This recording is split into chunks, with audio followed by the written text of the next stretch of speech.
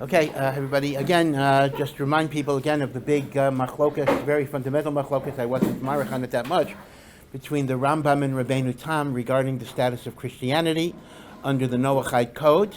According to the Rambam, Christianity is considered to be avodah zarah, and therefore, even under the Sheva Mitzvahs B'nai Noach, a Christian, by definition, could not be a righteous Gentile, because Chazal do tell us, Chasidei Umos HaOlam, righteous Gentiles who keep the 7 laws of Noach have a chelik in Olam Haba. That indeed is our teaching, and the Rambam brings such a thing.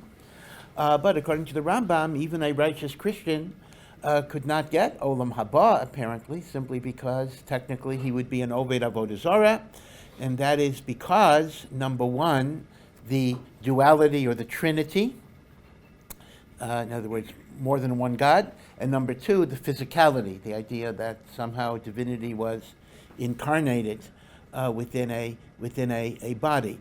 Now, keep in mind that Christianity itself is very, very big, and there may be denominations of Christianity that even the Rambam might admit is not avodah zarah.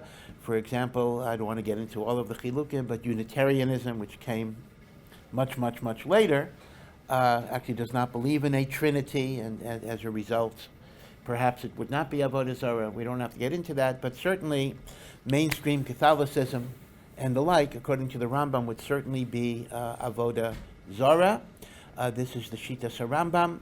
Masha'en Kain Rabbeinu Tam, who lived in France. It's interesting. The Rambam lived in Spain and then Egypt, which were Islamic countries, and yet the Rambam opines on Christianity that it's idolatry.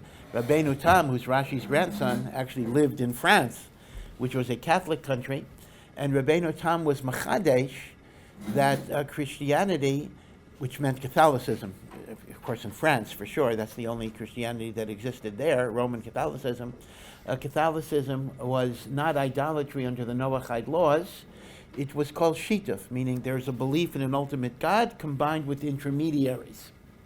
And even though that's mistaken, Rabbeinu Tam is not saying it's emes, God forbid, but he says it's a mistaken belief that's non-idolatrous, and as a result, a Gentile who is a Christian can theoretically still be a righteous Noachide observer who could have a chelik in Olam Haba. Now, I do want to point out right off the bat, and again, I often say these things because I don't want to get mail correcting me, so I want to forestall the corrections, that there is indeed a machlokes how to learn Rabbeinu Tam.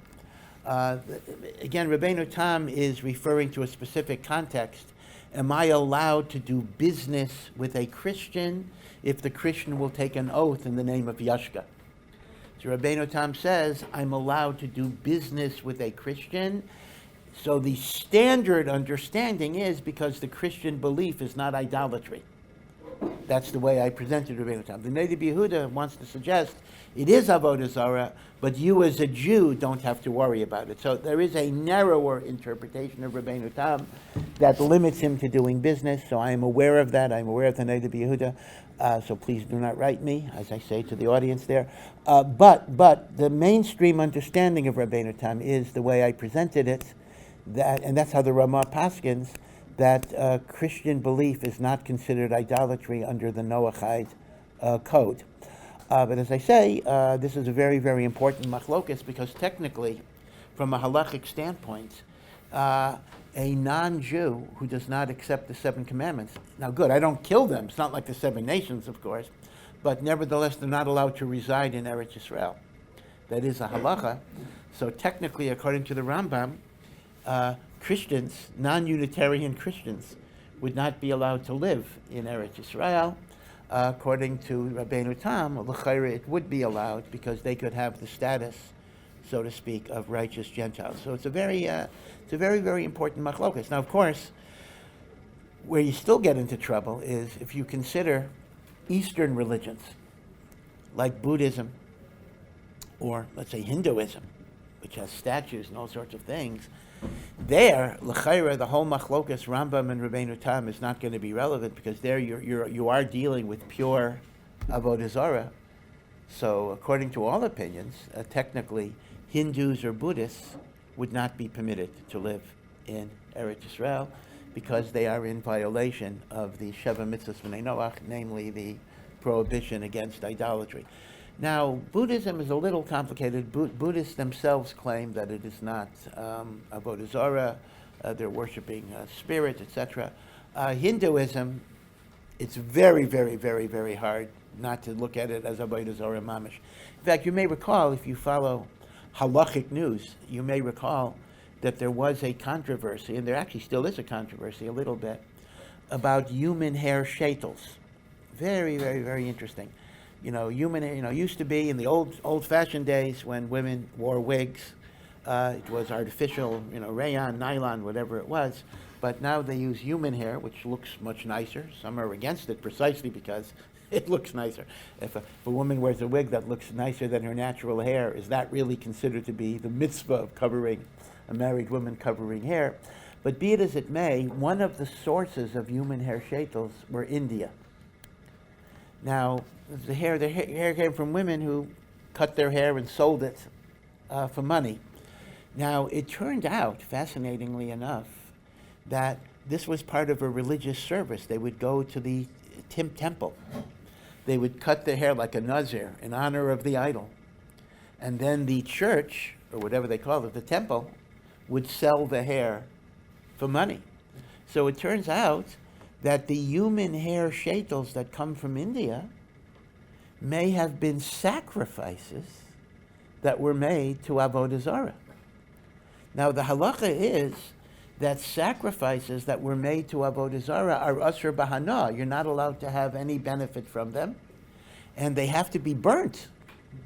So there were poskim who actually said, imagine this, one day, all human hair shaitels that come from India, and that's usually the dark-haired, meaning to say the blonde-haired ones tend to be from Sweden or whatever it is, but the dark straight hair actually came from, a lot of it came from India.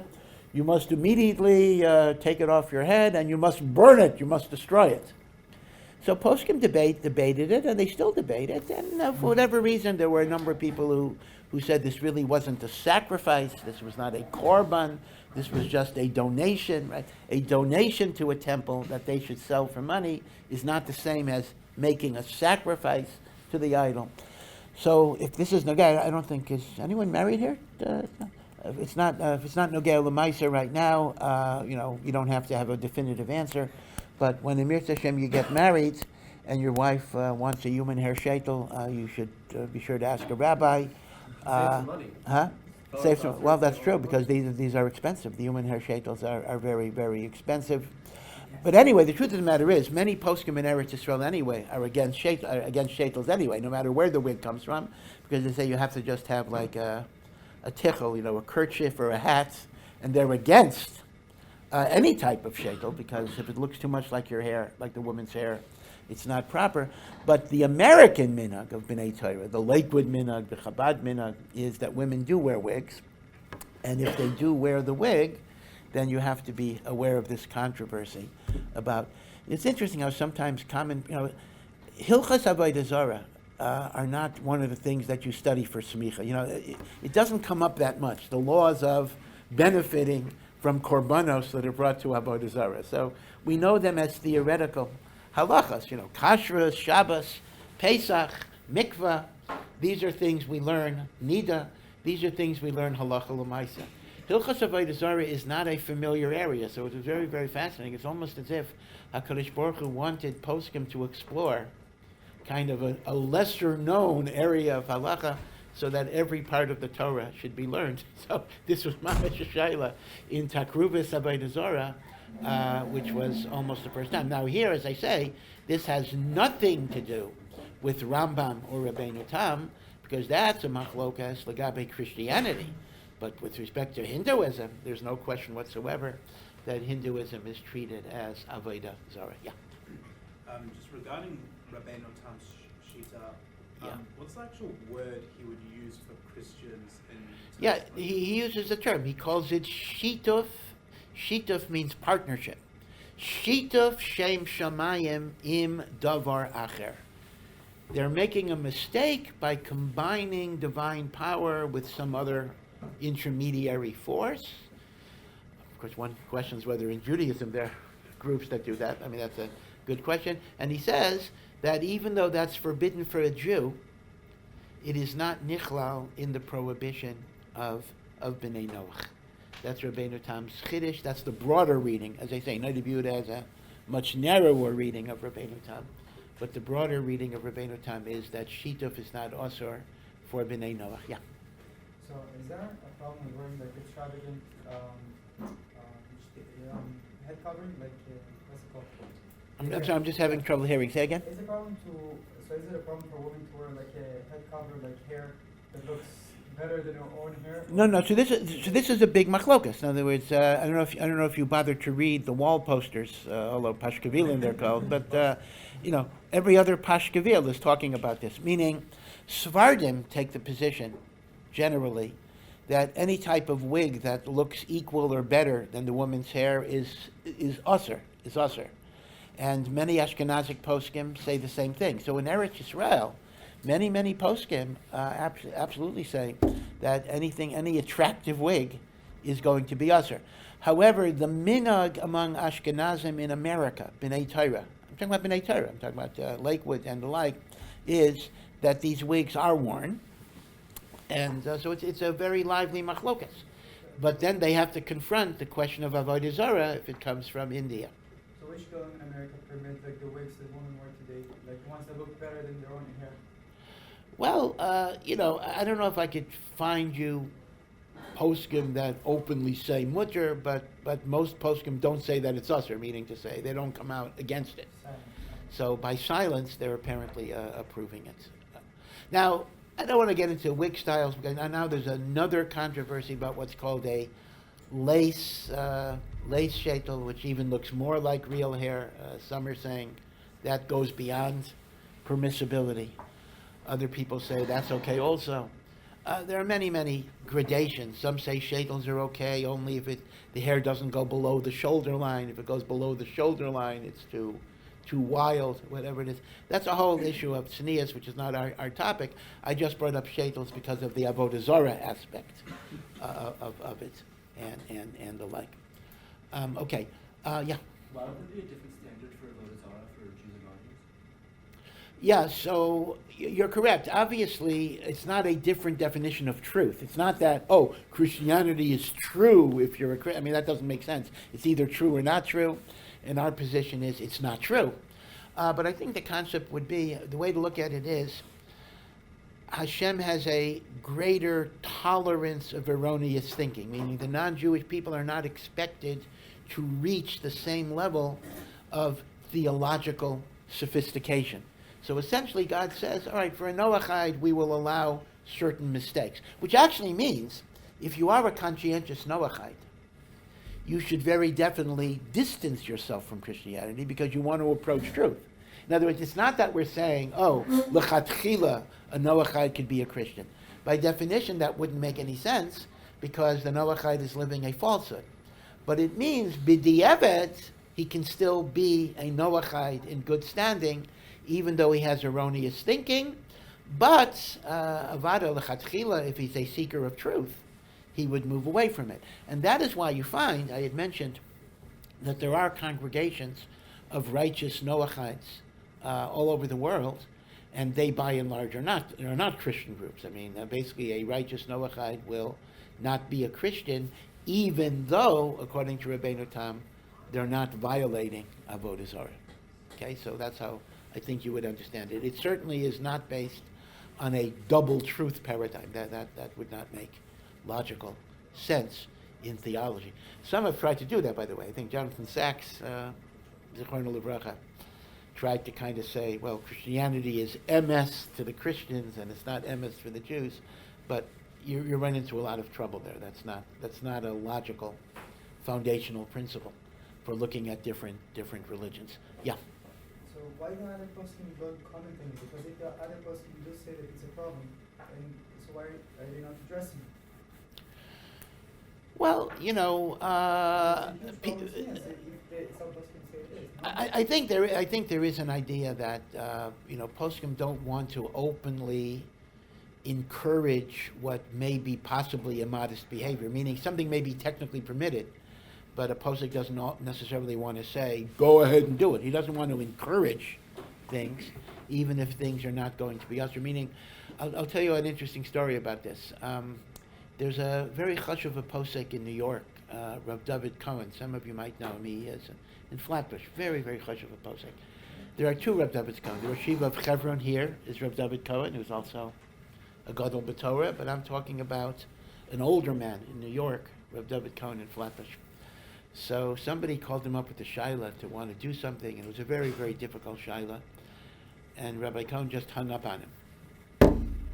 So he sees him 2 weeks later, and Rav David Cohen says, so did you do what you wanted to do? So he says, well, Rebbe, you hung up on me. I'm assuming that meant that it's usher. He says, no. If it would have been usher, I would have told you usher. If I hung up on you, I just meant I didn't want to say mutter. But it doesn't mean you can't do it.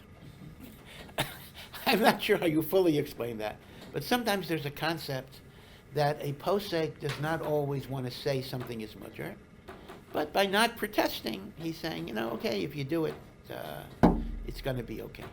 That may not make sense. That may not make sense to you, but l'maisa, that is the way some things sometimes work, because they don't want to give an open approval of things that are a little questionable, but they also don't feel that al pi halacha something is going to be usher, so they're not going to say that it's going to be usher.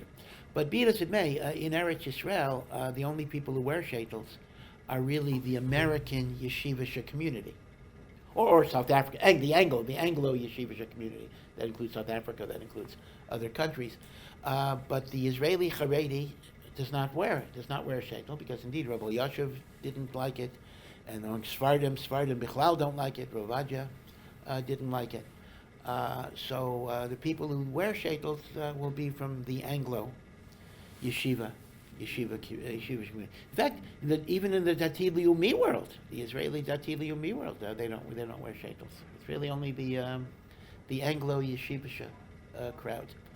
Now, the Babich Rebbe had a shita that he actually felt a sheitel was better than a tichel. He felt it covered more hair. Tichel, things come out. Okay. I don't want to get into that. I just wanted to mention the Avodah Zarah issue, which was an interesting problem of Takruvas Avodah Zarah being Asr Bahana, you're Mechayev to burn. Yeah. So that means Al Pi Rabbeinu Tam Shita, if you go to Europe and you see a church, you say, wow, what a beautiful building, whereas Rambam... No, I think you have a problem there, because even though it's not Avodah Zarah vis-a-vis a goy, it is Avodah Zarah vis-a-vis you. You're a Jew. So you're not allowed to go to the church. You're not allowed to praise the church. In other words, that is a double perspective. Hashem allowed goyim to live under that misconception. Hashem does not allow me to live under that misconception. So the laws about not going into a church are still, even like Rabbeinu Tam, those halachos are inviolate. People ask questions all the time. Can I go into, because a lot of cathedrals are works of art. Can I go into the Cathedral of Notre Dame? Can I go to the Sistine Chapel that has Michelangelo's paintings on the roof? Vatican City, right? Even in the old city here, right? There are famous churches in the Christian quarter that, Christians come from all over the world to go to these famous churches. And if you go on a tour and your tour guide is not religious, they'll go to those places. Halachically, I'm not allowed to go in. I can stand outside, really, but even to admire it is a bit of a problem. That gets us to a whole other question, because that particularly if you're a chief rabbi of a country, like chief rabbi of England or something, or whatever, United Kingdom, so you always have this problem, because there are church weddings of the royal family of Charles and Diana, years ago, which was La Yafa, whatever it would be. And then you had, who's the new guy, William and Kate Middle, whatever it would be. So when Jonathan Sachs, Zichrono Livracha, was chief rabbi, and even before him, Rabbi Jacobowitz, who was even more to the right, so Rabbi Jacobowitz never went. He never entered Westminster Abbey. He never entered a church for a church wedding. Rabbi Sachs did. And the question is, al pi halacha, how are you allowed to enter a church? You're not even allowed to enter a church just to look at the architecture. To enter the church during a religious ceremony? That's the worst of the worst. It's mamish during a religious ceremony. So Rabbi Sachs invoked a klal in the Gemara that did allow certain Jewish people who were interveners on behalf of their people, that for shalom malchus, in order to have a good relationship with the government, they were permitted to enter certain places. So Rabbi Sachs invoked the rationale of shalom malchus. Problem is, it's not so clear that shalom malchus really applies today. You know, in the olden days, shalom malchus meant if you didn't show up to the king's wedding, you know, he might execute you, or might kill the Jewish population. You know, those things are not necessarily the same today, but that's a controversy about shalom malchus and the like. But other than that, the issue of entering a church is not totally on the Rambam and the Rabbeinu Tam. Now, one other thing I want to mention, though, that in spite of the fact that the Rambam has a very negative characterization of Christianity in the sense that he considers it to be avodah zarah, he then turns around and says a very startling idea that both Christianity and Islam serve positive functions in Hashem bringing the world to a better place. Because he says that Christianity is indeed an idolatrous belief, but it was much closer to monotheism than the paganism and idolatry of the ancient world. So the Rambam says Hashem allowed the spread of Christianity, and the Rambam's lashon is to the farthest islands of the world. Right? The missionaries go to Tahiti or whatever it would be, Samoa, because that way even the idolater gets exposed to the notion of one transcendent God who cares about ethics and morality. So this is very fascinating that the Rambam sees a historically important significance in the spread of Christianity and Islam, that these were ways of weaning idolatrous cultures away from pure paganism towards some idea approximating one God. So that's an interesting point. That's in spite of the Rambam's characterization of this as avodah zarah. Okay. So now let's examine the story of Rahab. Again, I wanted to do this yesterday. Hopefully I'll get to it today. We have a little bit of time. And that is the two spies. By the way, who are the two spies? Their names are not given in the narrative, but according to Chazal, they are none other than Kalev and Pinchas are the two spies who went to Yericho. Kalev. Now Kalev we know for sure is not a young man, because Kalev was 40 years old when he was sent on his first spying mission. And then we have 40 years in the desert. Actually, probably 39 years. So Kalev is around 80 years old. Pinchas, we don't know exactly how old he is, but he's kind of up there as well. Maybe they chose two old men. Well, two reasons. Number one, last time they sent spies, it was disastrous.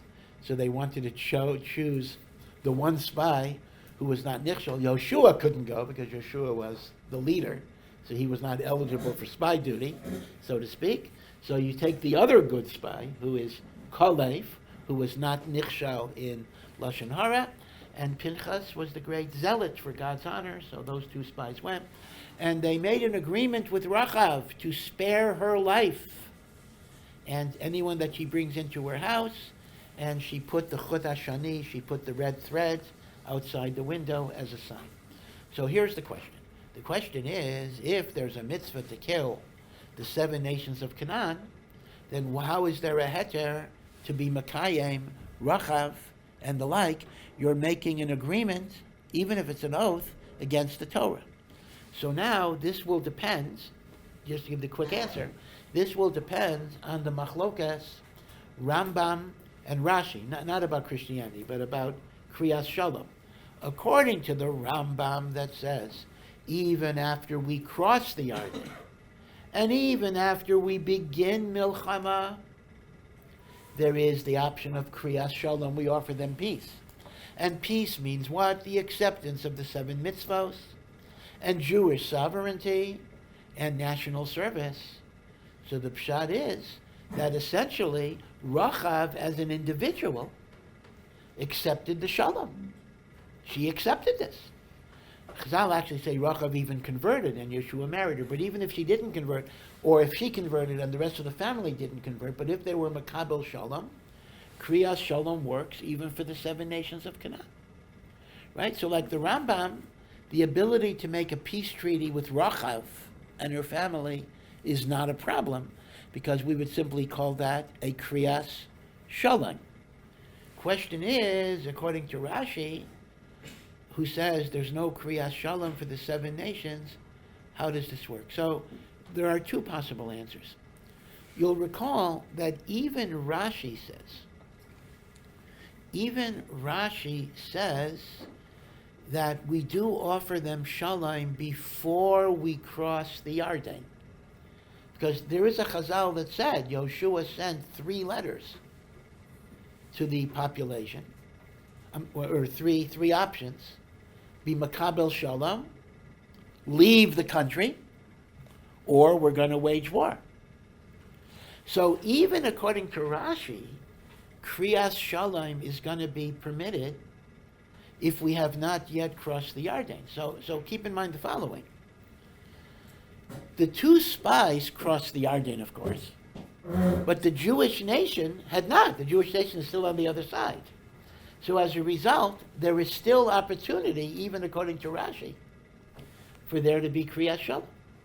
If Rahab agrees to accept the 7 mitzvahs and Jewish sovereignty, and she does even, well, she doesn't mention, in the text it doesn't say the 7 mitzvahs, but she does say, we know that God has given you the land. The acceptance of Jewish sovereignty is actually beferish in the psukim themselves. So even like Rashi. So it turns out that Rahab is not much of a problem, because like Rashi, there's kriyas shalom even after we cross the Yarden.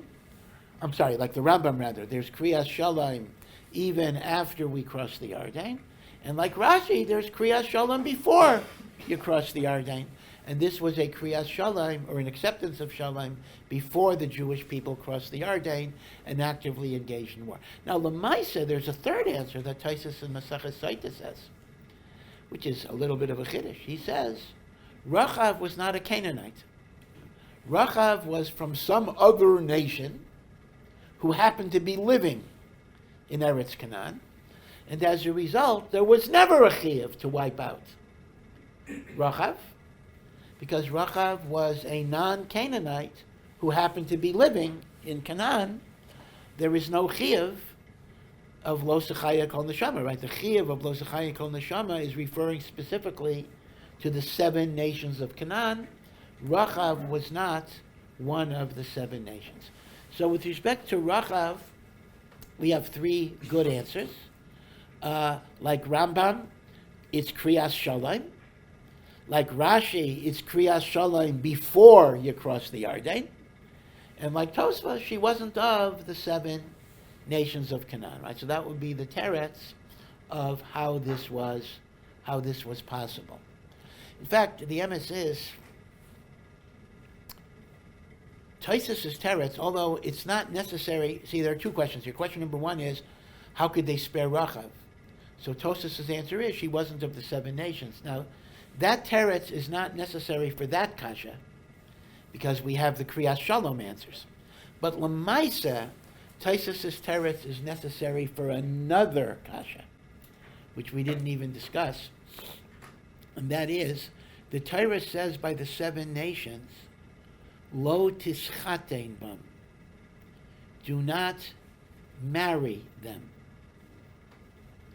And the Gemara in Yevamos says this is a new Gezeres HaKosov, that even if they convert to Judaism, so there's no mitzvah to kill them, we are not allowed to marry them. They're psulei kahal. That's what Gemara in Yevamos says. There's a lav of chasanas to the 7 nations, even big gay Rusan. So the question you'll have there is not the question of how could they spare her, kriyas shalom, and we gave that answer. The question is, the Chazal that says Yehoshua married Rahab. That's another totally different question. How could Yeshua marry Rahab, even if she converted to Judaism? The Gemara in Yevamah says there would be a special love of lo tischate. On that, the only answer you have to that question is Tosfos, that she wasn't of the 7 nations, meaning the Kriyas Shalom will not give you an answer to that particular question. So Lamaisa, Tosfos, in a sense, is muchrach, but not because of the kasha of lo sechaya kol neshama, but because of the kasha of lo titzchaten ba, which is a totally different question. You had a question? Yeah. Were the 7 nations fearful of the Jewish people on the outside of the So once again, if you look at Rahav's communication to the spies, she had a conversation with the spies. She actually said, "We have all heard what Hashem did for you in Mitzrayim, and our hearts are melted like water." In fact, if you think about this, this is an interesting question. Yoshua sends spies. What did the spies actually do? I mean, the first mission of spies, which turned out bad, they spent 40 days. They went through the land. They looked at here and there and the weak points and the strong points. They were able to give a report. Now, Lamaisa, they were makalka with Lashon Hara, but they had information to give a report. What did these Meraglim do? They go to Yericho. They spend one night there. They talk to one person, and then they leave. Meaning, what did the mission even accomplish? As far as I can see, the only thing the mission accomplished was to reassure the Meraglim that the local population is afraid. And that's all they needed to know. They didn't need to know here and there, weak points, strong points. They just needed to know that psychologically the population was debilitated. So l'chayra, Rahab did say that they were afraid of the Jewish people. That was, and she was a prostitute. she actually knew a lot of the leaders in Yericho, and she is reporting to the Meraglim based on her first-hand knowledge that the people are terrified. Yeah. It seems like Tosfos's parents would complicate the matters a bit more, because that means there'd most likely be more non-Canaanites living in Canaan. So how would the Jewish people now go about that?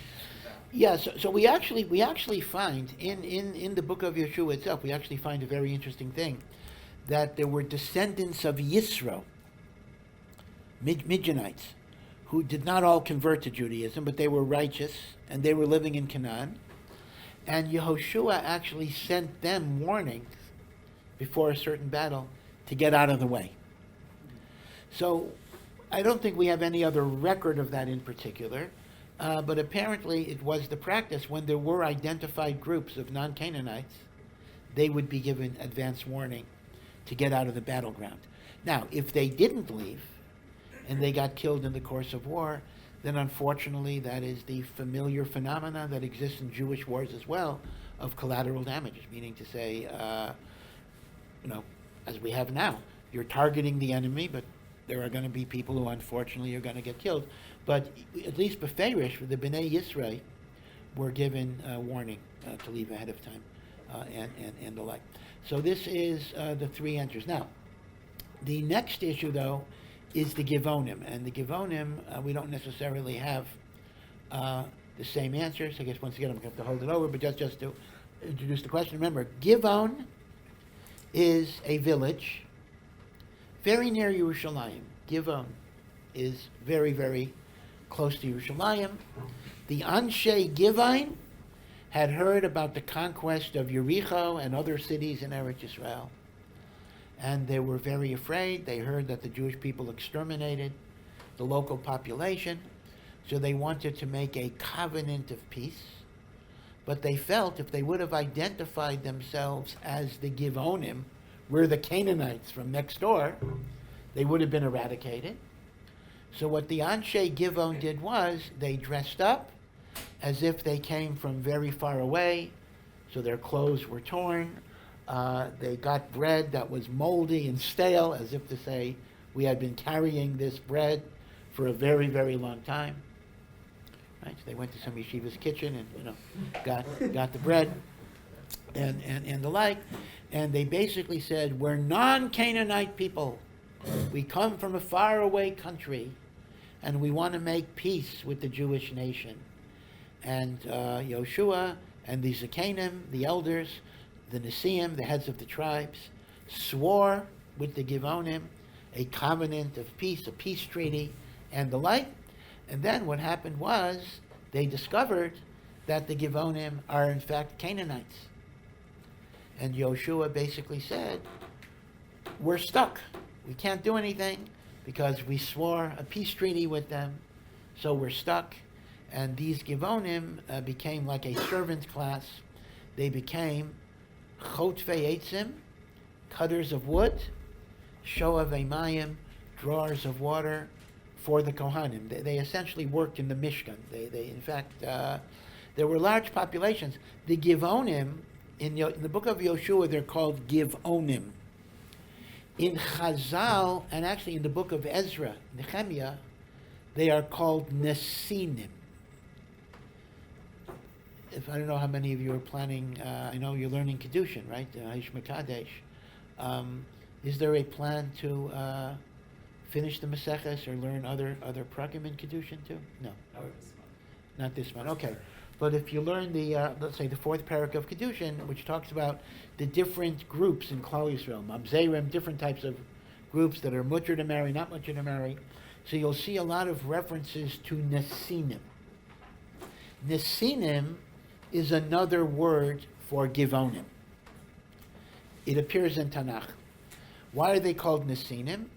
Because Nesinim means they were placed. They were Nasun, because Yoshua made them, placed them to be Chotvei Eitzim v'Shoavei Mayim.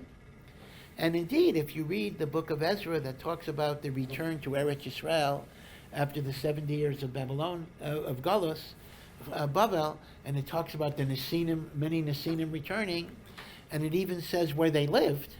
They actually lived, they were like the janitors of the Beis HaMikdash. They lived in very close proximity to the Beis HaMikdash itself. The Nesinim actually hung around there because they were on call a lot. Now, obviously, when it comes to the Nesinim, you can't go with Tosfos' answer, they're not from the 7 nations. It's absolutely clear they are of the 7 nations. So the question becomes, what's going on? So you have a kasha on this Maisa, both according to Rashi and according to the Rambam, but the kasha is going to be different. Like the Rambam, the Jewish people already crossed the Yarden. I'm sorry, let's take Rashi first. Like Rashi, the Jewish people already crossed the Yarden. Everybody of the 7 nations are Chayav Misa. If that's the case, the Shavua that was made to the Gibeonim is a Shavua to violate the Torah, albeit unintentionally. The Shavua should be null and void. So according to Rashi, the kasha is, how could the Gibeonim be spared? There is a mitzvah to eradicate the 7 nations, and there's no option of Kriyas Shalom. So according to Rashi, the kasha is, how could they be kept alive? The reason for their deception actually makes sense. The Gibeonim knew the halacha. They knew if we identified ourselves as the 7 nations, we would have been killed. So what they were trying to accomplish is very, very good. That's not a kasha. But the question is, after the fact, we should kill them. So that's the kasha on Rashi.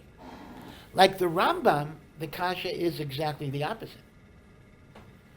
The kasha is, if according to the Rambam, there's Kriyas Shalom, even after we cross the Yarden, so why do the Gibeonim have to masquerade? They could come and say, hey, we are from the village next door, and we know that God has given you the lands, and we accept the Zion mitzvahs of Noach, and we accept Jewish sovereignty. So on Rashi, the kasha is, how could they be kept alive? Like the Rambam, the kasha is, Not how could they be kept alive, but why was there a need for a deception? Why couldn't they just say who they are? And that would have been acceptance of Shalom, since according to the Rambam, Kriyas Shalom works even after we cross the Yarden. Yeah. Why would we presume that they knew the Halacha? Like, what if they thought that, like, there's no more Kriyas? So that's a possibility. The possibility might be that, hey, they saw a lot of, I don't want to use the genocide, but they saw a lot of the nations being killed, so they're not lamdanim, right? They didn't sit in yeshiva. They figured we're in trouble. That's a possibility. So that might be a simple answer, meaning to say the whole ruse was unnecessary, but Mimela, they didn't know that, so they did it. All right, so we'll talk a little bit more about how to understand this. But the Gibeonite, once again, needs at least some explanation, both according to Rashi and according to the Rambam, but the question is going to be a different question, like each one. Okay. Thank you for listening to this Awesome Ech production. To find out more and to partner in our mission, please visit ohr.edu.